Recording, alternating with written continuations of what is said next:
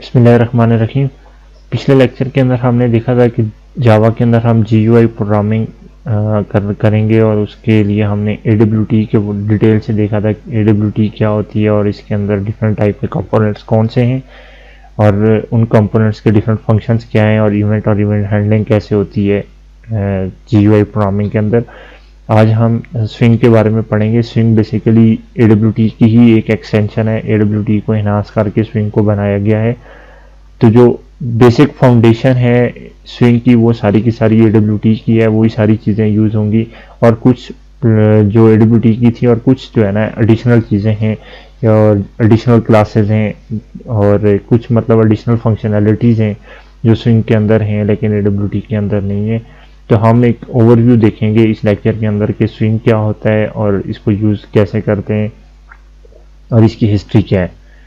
तो आज के हमारे लेक्चर के गोल क्या है कि हम देखेंगे कि स्विंग क्या होता है, इंट्रोडक्शन टू स्विंग के अंदर, फिर हम देखेंगे कि AWT और स्विंग के अंदर बेसिकली डिफरेंस क्या है और इनका एक छोटा सा कंपैरिजन देखेंगे। फिर स्विंग क्लासेस जितनी भी हैं उसकी हायरार्की क्या है, वो किस तरतीब से हैं और किस उनके काम क्या हैं।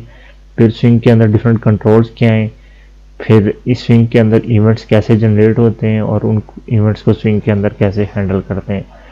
तो ये एक मुख्तसर सा लेक्चर होगा और ये हमारा आज का इस कोर्स का फाइनल लेक्चर भी है और इंशाल्लाह आपको काफ़ी सारी चीज़ें इसमें क्लियर हो जाएंगी और हम जब इसकी प्रैक्टिकल लैब करेंगे तो उसमें आपको नज़र आएगा कि हम स्विंग और AWT के कंपोनेंट्स को कैसे यूज़ करते हैं और हमारे लिए वो कैसे हेल्पफुल हैं।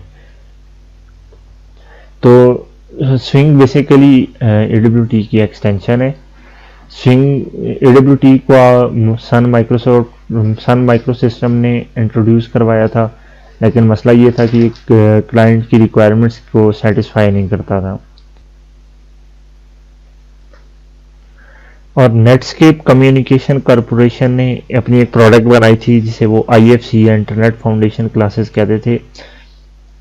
ये भी जो है ना क्लाइंट रिक्वायरमेंट को सेटिस्फाई नहीं कर पाई। तो फिर 1997 में सन माइक्रो सिस्टम्स और नेटस्केप इन दोनों ने कंबाइन एक प्रोडक्ट बनाई जिसे वे जावा फाउंडेशन क्लासेस कहते थे। ये JDK 1.2 में अवेलेबल थी और इसी को लेटर ऑन जो है ना स्विंग का नाम दिया गया है और ये एज अ स्विंग जो है ना आजकल जानी मानी जाती है और इसको आप GUI प्रोग्रामिंग में वास्टली यूज़ होता हुआ देखेंगे कि स्विंग को आप जावा के अंदर स्विंग बहुत ज़्यादा यूज़ होती है। तो बेसिक डिफरेंस क्या है AWT और स्विंग जो आपका GUI प्रोग्रामिंग है इसके अंदर। तो AWT जो है ना OS डिपेंडेंट है, ऑपरेटिंग सिस्टम डिपेंडेंट है। इसमें जो आपके कंपोनेंट्स वगैरह हैं उनकी लुक हैवीली डिपेंड करती है कि आपकी OS की जो लुक है, OS के कंपोनेंट्स की लुक है वो कैसी है और ये आपके OS के रिसोर्सेज को यूटिलाइज करता है बहुत ज़्यादा। जबकि स्विंग जो है ना ये ऑपरेटिंग सिस्टम से इंडिपेंडेंट है और इसकी अपनी APIs हैं जो इसको रेंडर्स करवाती हैं।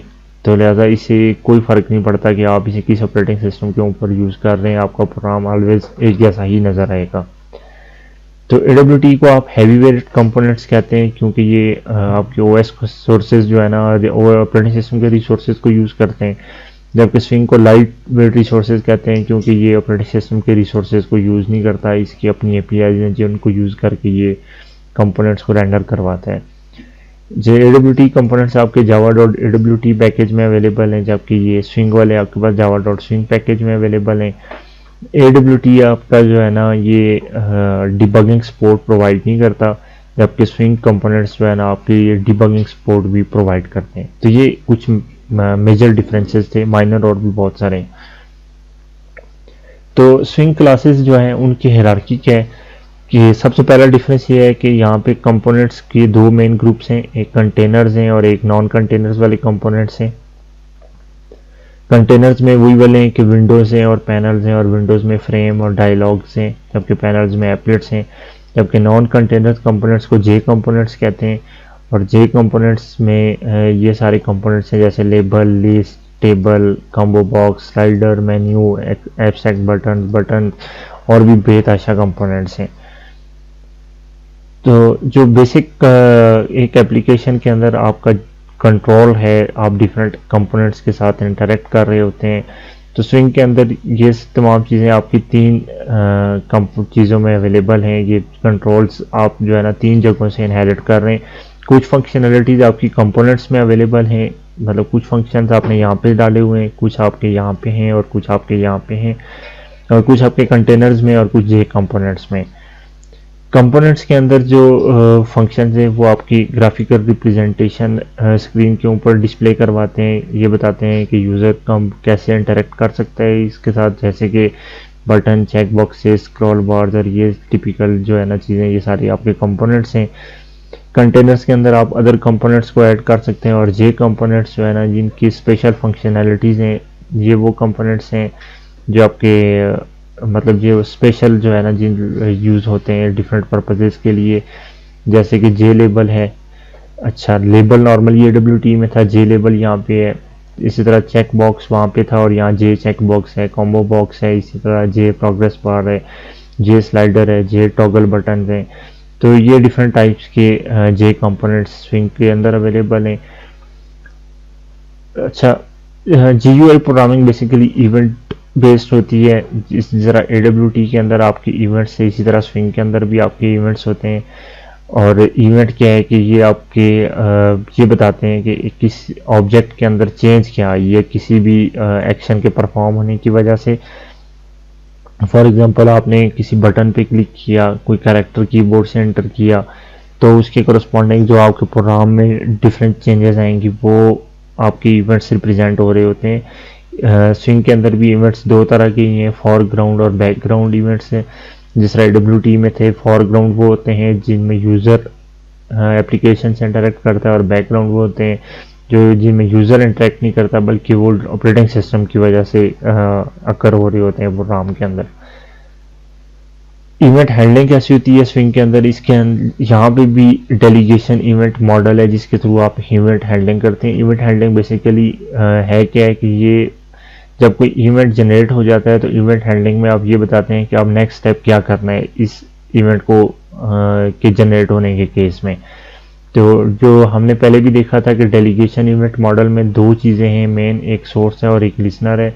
सोर्स आपके वो ऑब्जेक्ट है जिसके अंदर इंफॉर्मेशन होती है कि किस टाइप का इवेंट है और किस इस इवेंट्स की इंफॉर्मेशन वगैरह क्या है, और लिसनर जो है ना इसके अंदर आपका ये सोर्स इवेंट पास होता है और ये उसको फर्दर हैंडल करता है कि भाई आपने कैसे जो है ना इसको हैंडल करना है।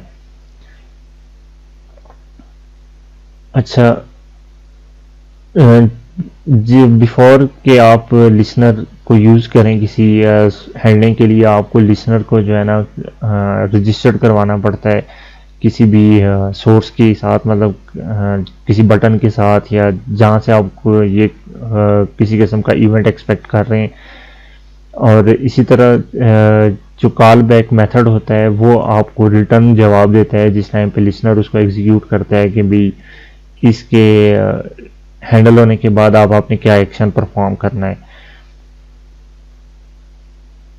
स्विंग इवेंट की हैंडलिंग की जो क्लासेस हैं ये सारी तकरीबन वही क्लासेस हैं जो आपने AWT के अंदर देखी थी कि आपके टॉप पे इवेंट ऑब्जेक्ट की क्लास है, उसके बाद AWT इवेंट है, फिर एक्शन इवेंट्स हैं, विंडोज़ इवेंट हैं, माउस मोशन इवेंट्स हैं, पेंट इवेंट हैं। ये डिफरेंट टाइप की इवेंट्स हैं की क्लासेस हैं जो स्विंग की हायरार्की में अवेलेबल हैं।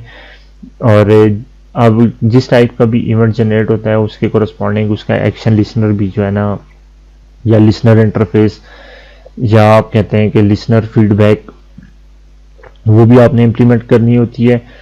तो जावा स्विंग के अंदर जो लिसनर्स हैं ये बेसिकली आपकी बैकबोन है किसी भी इवेंट को हैंडल करने के लिए। तो वैसे तो बहुत ज़्यादा इसमें डिफरेंट टाइप के लिसनर हैं, लेकिन जो मेजॉरिटी में यूज़ होने वाले या फ्रिक्वेंटली यूज़ होने वाले लिसनर्स हैं वो एक्शन लिसनर्स हैं, कंपोनेंट लिसनर्स हैं, माउस लिसनर्स हैं, विंडो लिसनर्स हैं और फोकस लिसनर्स हैं। ये 5 टाइप के लिसनर्स हैं जो आपको बहुत ज़्यादा यूज़ होंगे स्विंग में एक्शंस को इवेंट्स को हैंडल करने के लिए। अडाप्टर्स क्या हैं कि आपके लिसनर्स के अंदर जितने भी आप जब भी लिसनर्स को इम्प्लीमेंट करते हैं तो उसमें जितने भी मेथड्स हैं उन तमाम को आपको इम्प्लीमेंट करना पड़ता है। जबकि आप चाहते हैं कि भाई आप कुछ को इम्प्लीमेंट करें कुछ को ना करें, तो उसके लिए आप अडॉप्टर्स को यूज़ करते हैं। अडॉप्टर्स का कॉन्सेप्ट क्या है कि इसमें आप कुछ मेथड्स को जो है ना अपनी मर्ज़ी से इम्प्लीमेंटेशन करते हैं और बाकी जो मेथड्स हैं उनकी डिफ़ॉल्ट इम्प्लीमेंटेशन उसमें यूज़ होती है। तो जो कॉमनली यूज अडॉप्टर्स हैं वो कौन से हैं? फोकस अडॉप्टर है, माउस अडॉप्टर है, माउस मोशन अडॉप्टर है और विंडो अडॉप्टर है। ये स्विंग इवेंट के मतलब कॉमनली यूज अडॉप्टर्स हैं। तो दैट्स ऑल कि स्विंग के अंदर यही चीज़ें थी जो आप लोगों ने देख ली हैं कि swing basically light weight components होते हैं। स्विंग को यूज़ करके आप GUI प्रोग्रामिंग कर सकते हैं। इसमें कंटेनर्स और non containers component separately classified होते हैं। बाकी इसको इवेंट हैंडलिंग का तरीक़ेकार वही है जो AWT का था, उसमें कोई ख़ास डिफरेंस नहीं है। और बाकी इनकी क्लास हायरार्कीज़ के अंदर डिफरेंस है। ज़ाहिर है स्विंग के अंदर ज़्यादा क्लासेस हैं तो फिर उनको हैंडल करने के तरीक़ेकार भी आपके ज़्यादा होंगे। और इसी तरह आपकी जो लिसनर्स हैं उनकी ग्रुपिंग कर दी गई है स्विंग के अंदर। और हाँ, जो फिर लिसनर्स की जो ग्रुपिंग है उसमें से भी आपने अगर पार्टिकुलरली कुछ चीज़ों को इम्प्लीमेंट करना है और कुछ को नहीं करना तो आप उसके लिए अडॉप्टर्स यूज़ कर लेते हैं। तो होपफुली कि ये सारी चीज़ें आपको थ्योरेटिकली क्लियर हो गई होंगी। तो प्रैक्टिकली हम इसे एक नोटपैड की एप्लीकेशन बनाएंगे स्विंग को यूज़ करके, और इन बाकी कंपोनेंट्स वगैरह को और हम देखेंगे कि हम डिफरेंट टाइप्स के कंटेनर कैसे बना सकते हैं और उनके अंदर कंपोनेंट्स कैसे ऐड कर सकते हैं और उनकी लेआउट वगैरह कैसे सेट कर सकते हैं। Thank you ji.